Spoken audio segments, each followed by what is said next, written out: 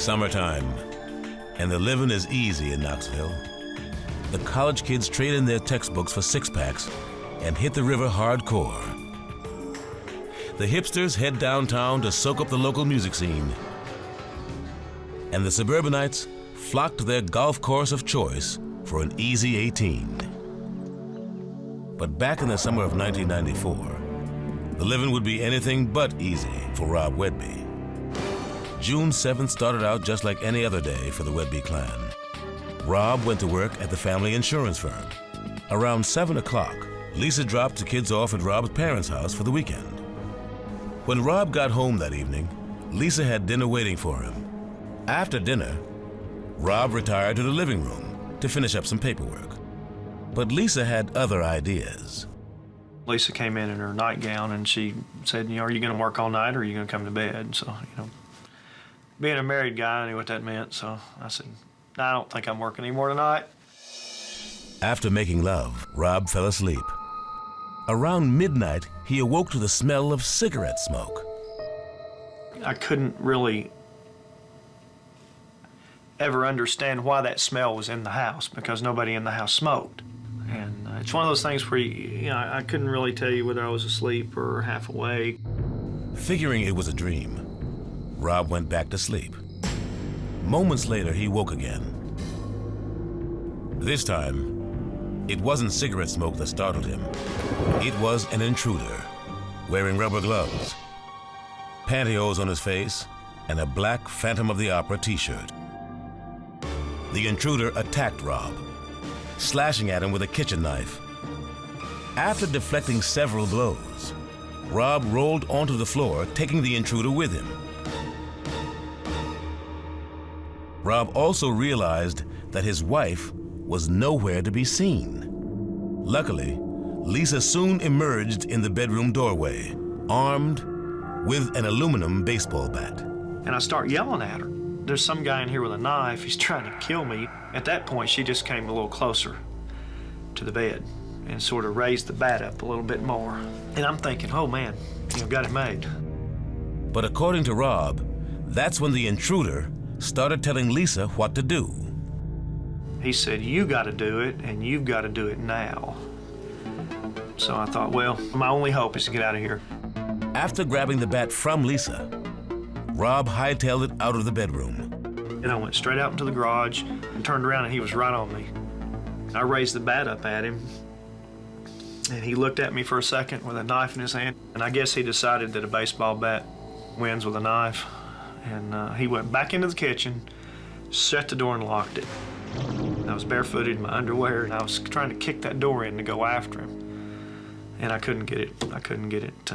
I hurt my foot. So at that point, I thought, well, I better get the police up here. But since Rob didn't happen to have a cell phone stashed in his underpants, he was out of luck. I don't have a phone. I can't get back in the house. So I just stepped out into the driveway and just banged on my gutter with that baseball bat. Next-door neighbor and fellow Trinity Methodist Church member Bill Shin heard Rob banging on the gutters. Shin called the cops, then rushed down to the street corner to assist his pantsless friend. I got down there with Rob, and I said, are you all right, And he said, I know who it was. And I said, you know who it was? And he said, yeah, it was Michael Frazier. I mean, it just blanked me out. I'm going, the accompanist from church? The parishioner Lisa spent most of the time with was a shy, quiet church organist named Michael Frazier. Michael is an unassuming man. He gives you the appearance of being sort of a meek person. He was pretty much introverted. Frazier was also Trinity Methodist resident chain smoker. I remember he would run outside and smoke a lot, between, services. Michael was a huge smoker. He was smoking all the time. Michael always had that mentholated cigarette smell to him. I hate to say somebody was small and scrawny, but he did not appear as a physical specimen. I just really didn't think there was any way that she'd be having an affair with Mr. Frazier. It appeared that during the confusion, Michael Frazier had escaped. Michael Frazier might have hit the road, but Rob's wife Lisa was still there and acting every bit the role of the terrified spouse. But Rob Wedby was having none of that. She's trying to act like she didn't know what was going on. He says, "Oh, Rob, man, you're cut." I said, "Yes, I'm cut, Lisa." And I said, "Go, get over there," you know. After admonishing Lisa to cut the BS, Rob told the cops that she was in cahoots with Michael Frazier. Sheriff's deputies cuffed her and hauled her downtown for questioning.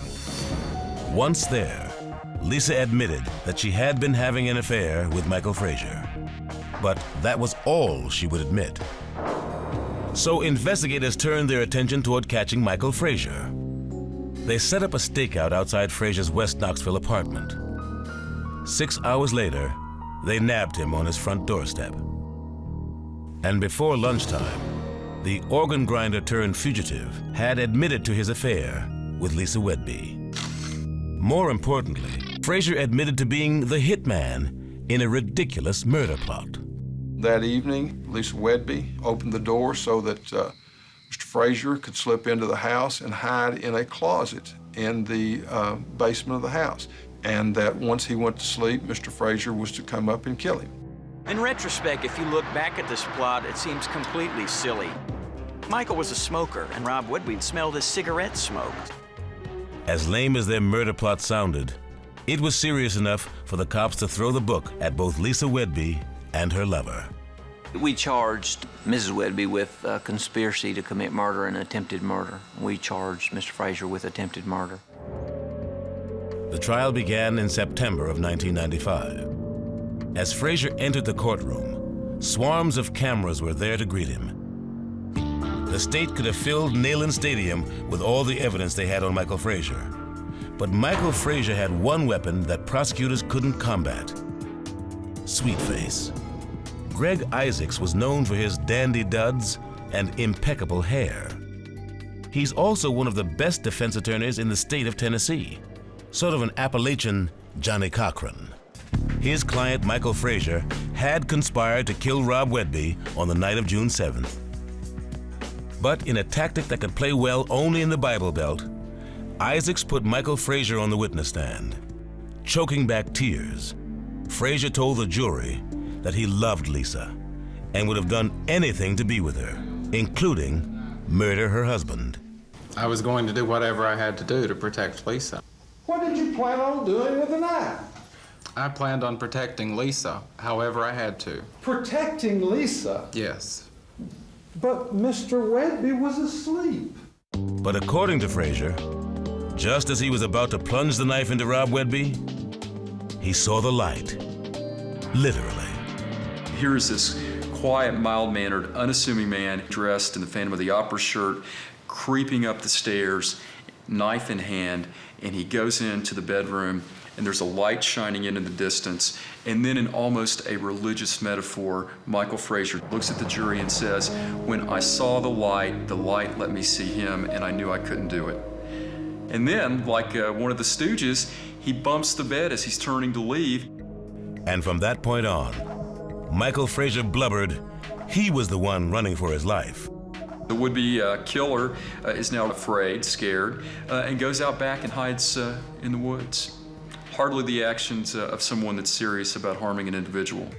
As expected, they found Michael Frazier guilty, but not of attempted murder. The jury instead convicted Frazier of the obscure and lesser charge of attempted voluntary manslaughter. Mr. Frazier's not making any statements at this time. Attempted manslaughter? What does that mean? I think by the nature of manslaughter, there's no premeditation involved in that. What about the gloves? What about the stocking mask? What about the 7 hours in my basement?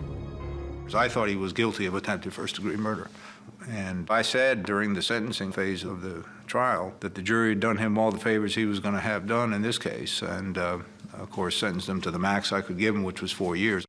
Michael Frazier's sentence looked like hard time compared to the slap on the wrist Lisa got. She entered what's called an Alfred plea and was sentenced to just 1 year in county lockup. An Alfred plea is an indicator that you acknowledge that we have the proof to convict you, that our proof would show, sufficient to convict. However, you don't acknowledge your guilt. Admission of guilt or not, 1 year seems like an awfully short sentence for trying to whack your own husband. It's way too light for someone that solicited someone to come in and murder her husband and was a part of it, was there being a part of it, holding a ball bat. And yeah, 1 year, she certainly should have more than that. She tried to take a life. She ruined the life of her child, her whole family. If Lisa had got the sentence she should have had, she would not be free today. But Lisa is free today. And she's remarried, though not to Michael Frazier, which makes folks in Knoxville wonder, was the mild-mannered organ player merely a stooge? I think Lisa's very capable of talking somebody into doing what she wants to have done, that this was just not Michael's doing. No way he could do this on his own. He was a weenie. But one thing the city of Knoxville knows for sure, if Lisa had gotten away with her husband's murder, she'd be rolling in the dough.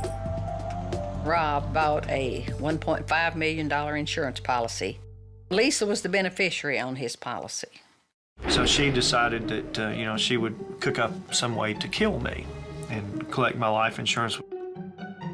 Either way, 10 years as a single dad has been hard on Rob Wedby. The wounds are still fresh.